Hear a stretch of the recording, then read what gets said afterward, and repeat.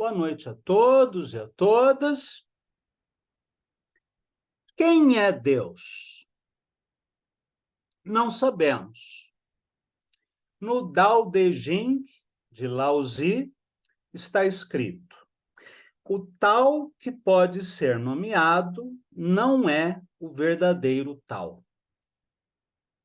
Um provérbio taoísta diz que procurar o tal é como andar em círculos para ver os seus próprios olhos.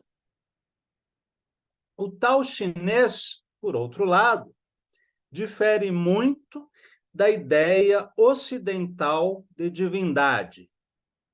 Ele não tem nome, forma, atributos, personalidade, não salva os justos, nem condena os pecadores, numa tradição em que não existe a ideia de pecado, e sim a ideia de harmonia.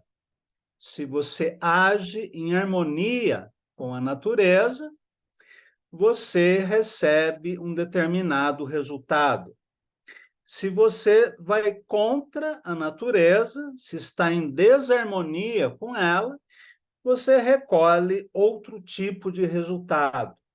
Mas não temos a ideia de pecado como uma infração moral ditada pela divindade.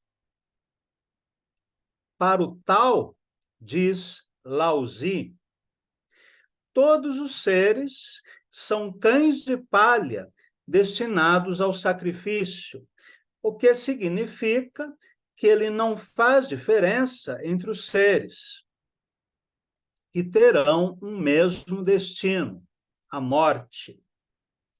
O tal pode ser descrito como o infinito, o eterno, o absoluto, o ilimitado, o autoexistente, embora, conforme escreva Lao Tzu, tudo o que se escreve a respeito do tal não é verdade. Um conceito muito semelhante é o de Shunyata, no budismo, que significa vazio. Não se trata do nada absoluto ou do caos, mas da ausência de nomes e formas, que existem apenas no mundo relativo dos fenômenos, regido pela dualidade. No samsara, no eterno ciclo de nascimentos e mortes, criamos um ego a partir das sensações e percepções dos órgãos dos sentidos e da mente. E a partir daí, consideramos algumas coisas como positivas, agradáveis, outras como negativas, desagradáveis, e outras como neutras ou indiferentes. Ao desejarmos aquilo de que gostamos, desenvolvemos o apego. Ao rejeitarmos aquilo que nos aborrece, criamos a aversão. Ambos, apego e aversão, definem as nossas ações, palavras e pensamentos. Se estamos próximos das coisas que achamos prazerosas, sentimos felicidade. Se estamos longe delas, sentimos infelicidade. Por outro lado, se estamos próximos daquilo de que não gostamos, sentimos tristeza ou raiva. E se estamos longe deles, alegria ou alívio. Dessa dualidade da mente, surgem os 5 venenos mentais principais, que o budismo define como aversão, apego, raiva, medo e ignorância. aos quais podemos acrescentar outros, como a inveja, o ciúme ou o orgulho. Todos esses venenos mentais, determinados pela dualidade de nossa mente, gera o nosso karma, ou seja, o resultado de nossas ações. Não existe o karma positivo ou o karma negativo, já que ambos nos prendem à roda de renascimentos no mundo dos fenômenos, ou samsara, em sânscrito, em que experimentamos os 4 tipos de sofrimento: nascimento, velhice, doença e morte, além dos sofrimentos causados por outros seres que desejam nos fazer mal, dos sofrimentos causados pela natureza, como terremotos, maremotos, erupções vulcânicas, e aqueles sofrimentos causados pelo nosso próprio corpo. No budismo, não existe a ideia de Deus. O Buda Shakyamuni nunca afirmou que Deus existe ou que Deus não existe, por achar o tema irrelevante e evitar discussões metafísicas, por exemplo, sobre a origem do universo e da vida. Para o Buda Shakyamuni, a única questão importante era nos libertarmos do sofrimento a partir da aceitação das 4 nobres verdades: a existência do sofrimento, a causa do sofrimento, o fim do sofrimento e o caminho para se chegar ao fim do sofrimento, que é o nobre caminho óptico, a palavra correta, o pensamento correto, a ação correta, o modo de vida correto, a concentração correta, e assim por diante. A meta budista é alcançar o nirvana, o fim do sofrimento, ainda em nossa vida atual, para depois mergulharmos no vazio de Shunyata, que pode ser entendido também como plenitude ou absoluto, no qual não há corpo, nem mente, nem olhos, nem coração, nem vida, nem morte. Esta ideia, que nos parece quase abstrata, é semelhante à do Tao chinês e também ao conceito de Brahman no pensamento védico. No Sanatana Dharma, que é o nome correto da tradição religiosa chamada no Ocidente de hinduísmo, palavra derivada do nome do rio Indo, Deus possui 3 aspectos: Brahman, Paramatman e Bhagawan. No seu aspecto Brahman, Deus também é chamado de Sat Chit Ananda, sabedoria, eternidade e bem-aventurança, qualidades que também estariam presentes de forma diminuta na alma humana, chamada de Jiva ou Atman, em sânscrito. A alma teria qualidades divinas, ainda que diferente de Deus no sentido absoluto, conforme a interpretação do Vedanta por Sri Chaitanya Mahaprabhu, no século XVI. Há interpretações diferentes, como a de Shankaracharya, do Vedanta Advaita, que considera a alma individual idêntica a Deus. Interpretação que também é diferente daquela do Vedanta dualista ou Dvaita, que considera a alma eternamente separada e distinta de Deus. Todas essas filosofias concordam, porém, que Brahman, o aspecto impessoal do divino, não tem nome, forma, atributos ou personalidade.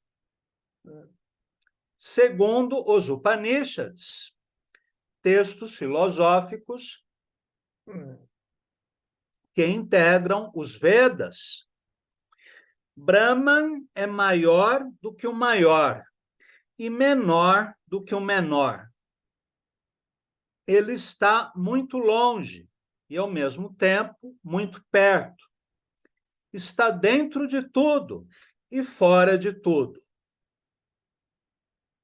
Ele é imóvel, mas gera o movimento. É indivisível, mas tudo que existe provém dele. Em outras palavras, Brahman é inconcebível. Sendo infinito e ilimitado, não pode ser compreendido pela mente humana, finita e limitada. Se ele é a perfeição, como poderia ser pensado ou percebido por uma mente e sentidos imperfeitos? Conforme as revelações recebidas pelos rishis, ou sábios iluminados, que escreveram as escrituras védicas, sendo o principal deles Vyasadeva, Brahman estaria presente dentro da flor de lótus do coração de cada ser vivo, na forma de Paramatman. Assim como os eruditos que praticam Jnana Yoga, ou Yoga do conhecimento, procuram conhecer Brahman pelo estudo dos Vedas, aqueles que praticam Dhyana Yoga ou Raja Yoga buscam o Deus interior, que é o Paramatman, através da meditação sentada e de uma série de normas de vida bastante rigorosas, conhecidas como yamas e niyamas, que dizem respeito à conduta moral, à higiene, à moderação, contentamento, austeridades e outros preceitos, além do estudo das escrituras com um mestre espiritual. O terceiro aspecto da divindade é Bhagawan, ou o Deus pessoal, que surge aos seres humanos com nome, forma, atributos e personalidade, como Avatar ou Avatara, que é a expressão correta em sânscrito. É o Deus que vem ao nosso mundo, interage com os seres humanos e transmite conhecimentos espirituais, como é o caso de Jesus Cristo, que surgiu na Palestina há mais de 2000 anos, e de Krishna e Rama, que surgiram na Índia há mais de 5000 anos. As palavras de Jesus foram compiladas por seus 4 principais apóstolos no Novo Testamento.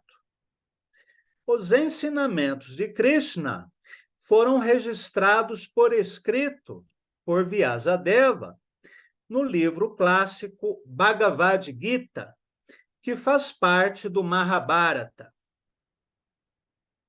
Aqueles que buscam um relacionamento amoroso com um Deus pessoal, seja qual for o nome que prefiram chamá-lo, praticam Bhakti Yoga, ou yoga devocional. como aquela praticada pelos Hare Krishnas, por exemplo. Estes são os três aspectos de Deus, conforme a filosofia védica, sendo que o Brahman é muito semelhante aos conceitos de Tao na tradição chinesa e de Shunyata no budismo. Já na cultura iorubá, temos uma outra representação do Deus impessoal, que é Olorum, também chamado de Olodumare.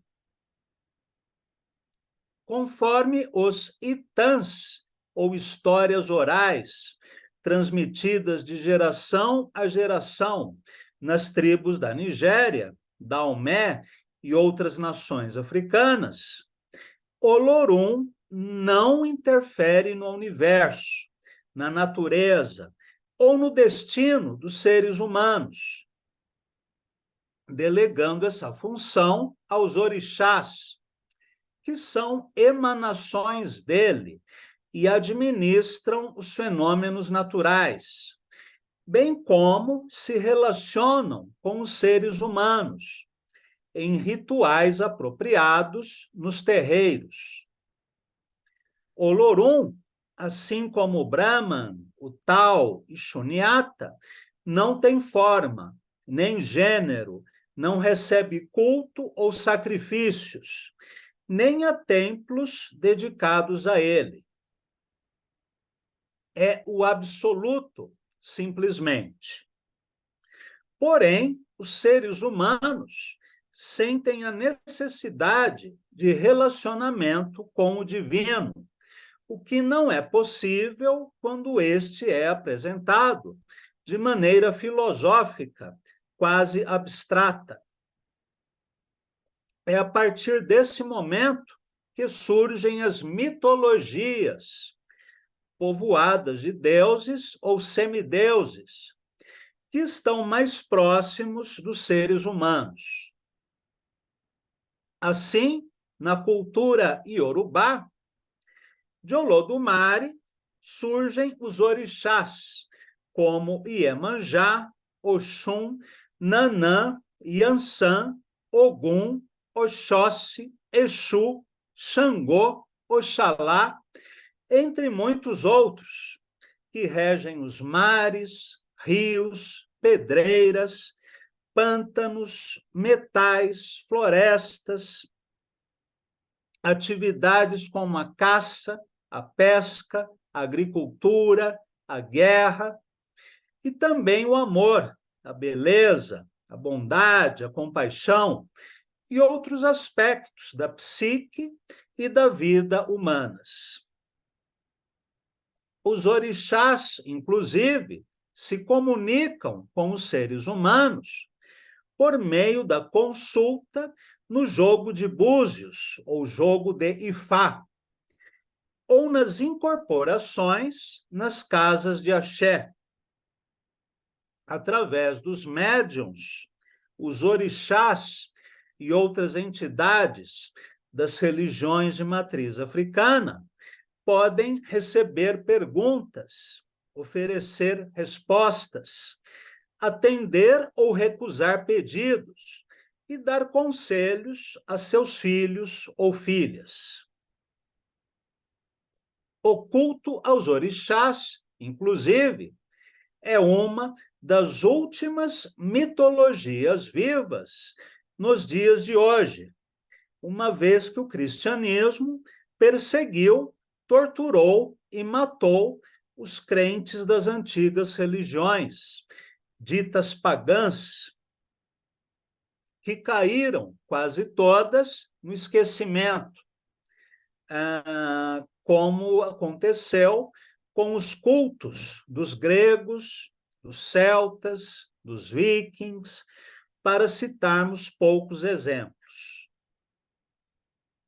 O cristianismo trouxe ainda os conceitos ou preconceitos de monoteísmo e politeísmo, que não fazem sentido para um iorubá ou para um devoto hindu. Nas religiões de matriz africana, como vimos, há um Deus único, absoluto, Olorum ou Olodumare. Ao mesmo tempo, há uma legião de divindades derivadas dele, os orixás, que possuem nome, forma, atributos, personalidade e até características humanas, como a paixão, o desejo ou a raiva. Os orixás governam os fenômenos da natureza e podem interagir com os seres humanos. Do mesmo modo, no Sanatana Dharma hindu, há um único Deus, que pode receber vários nomes, como Krishna, Shiva ou Kali, e ser adorado em várias formas por seus devotos. Os Shivaitas adoram Shiva. Os Vaishnavas adoram Krishna. E os Shaktistas adoram Kali. Ao mesmo tempo, as escrituras védicas falam em 33 milhões de semideuses, ou devas, que governam os fenômenos naturais. Assim, Indra governa o trovão, Agni o fogo, Varuna os oceanos, Vayu o vento, e assim por diante. Estas religiões são monoteístas, na medida em que afirmam haver uma única divindade absoluta. E, ao mesmo tempo, podem ser chamadas de politeístas, às vezes até de panteístas, conforme um conceito cristão já anacrônico, uma vez que aceitam a realidade de deuses ou semideuses, que são como os ministros de um rei, desempenhando tarefas específicas e sem terem a mesma importância que Brahma ou Olorum, do qual derivam como expansões limitadas do absoluto. Na própria tradição abramânica, que deu origem às 3 religiões do deserto, como as chama Joseph Campbell, judaísmo, cristianismo, islamismo, encontramos nos relatos bíblicos da Torá hebraica o conceito de Elohim, palavra cuja tradução literal é deuses e não Deus. Os cabalistas, que interpretaram os livros da Bíblia conforme relações secretas entre letras e números, ensinam que esses Elohim são os 9 sefirotes, ou emanações do Deus único, que cumpriram as tarefas da criação do universo, da natureza e dos seres vivos. Ou seja, também o Deus bíblico, assim como Brahman e Olorum, não criou diretamente nada, mas delegou essa função a emanações dele, traduzidas como deuses. Quando os judeus querem se referir a esse Deus absoluto, eles usam o tetragrama impronunciável YHVH, que os cristãos oralizam como Javé no catolicismo ou Jeová nas religiões protestantes. Ou então usam epítetos em hebraico, como Adonai, que significa Senhor, El Shaddai, que significa Deus Todo-Poderoso, ou ainda Javé Sabaoth, Senhor dos Exércitos. Pouco ou nada sabemos do Deus de Abraão. Quando Moisés subiu o Monte Sinai para receber as tábuas com os 10 mandamentos, conforme relata o livro do Êxodo, o líder hebreu perguntou ao Senhor como os filhos de Israel deveriam nomeá-lo e recebeu a enigmática resposta: Eu sou aquele que sou. Frase também traduzida como Eu sou aquele que é. Sem nome, esse Deus também nunca se apresentou em sua forma própria perante os homens. Vou só corrigir uma palavra no meu texto. Nas teofanias ou manifestações divinas relatadas na Bíblia, só um segundinho. Deus surge como pomba, sarça ardente, luminosidade, mas não em uma forma específica, pessoal.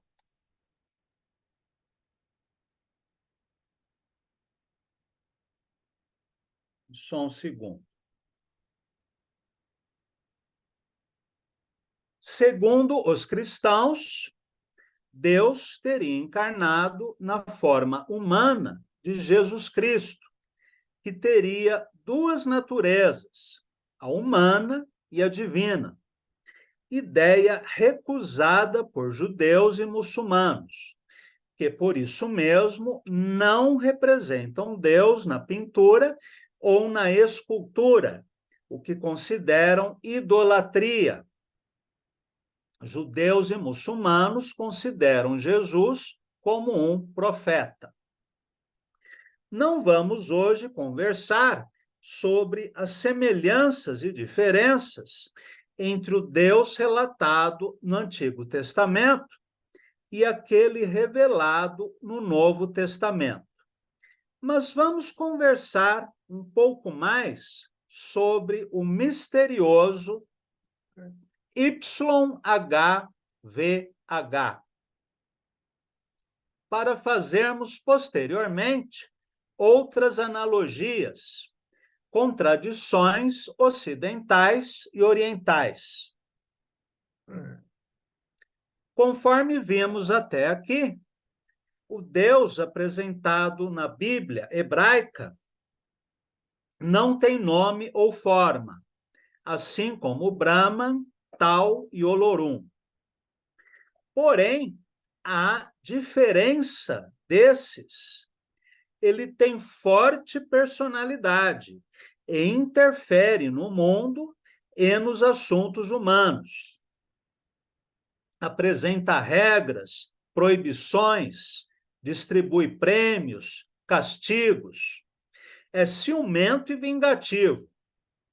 Destrói cidades como Jericó, Sodoma, Gomorra, destrói a sua própria criação com o dilúvio, não aceita outros deuses além dele próprio e exige dos seres humanos que o adorem, o amem e sigam tudo aquilo que ele disser, ainda que pareça algo absurdo ou cruel, como a ordem dada a Abraão para que ele sacrificasse o seu próprio filho, Isaac, para testar a fé do patriarca.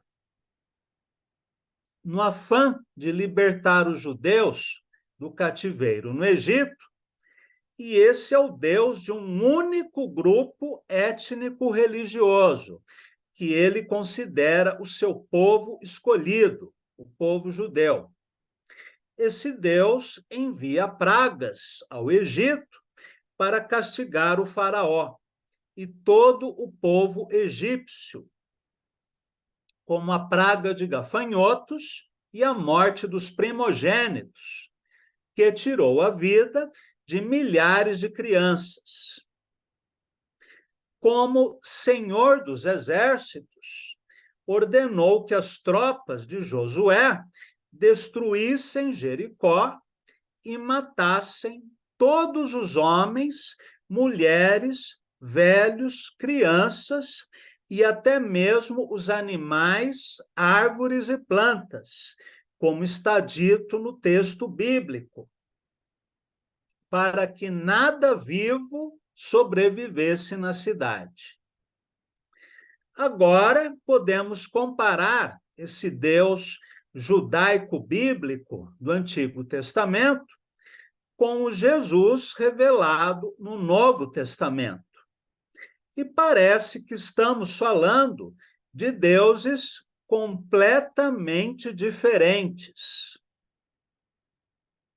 Jesus recusa o preceito bíblico, olho por olho, dente por dente, e, em troca, propõe oferecer a outra face a quem lhe bate.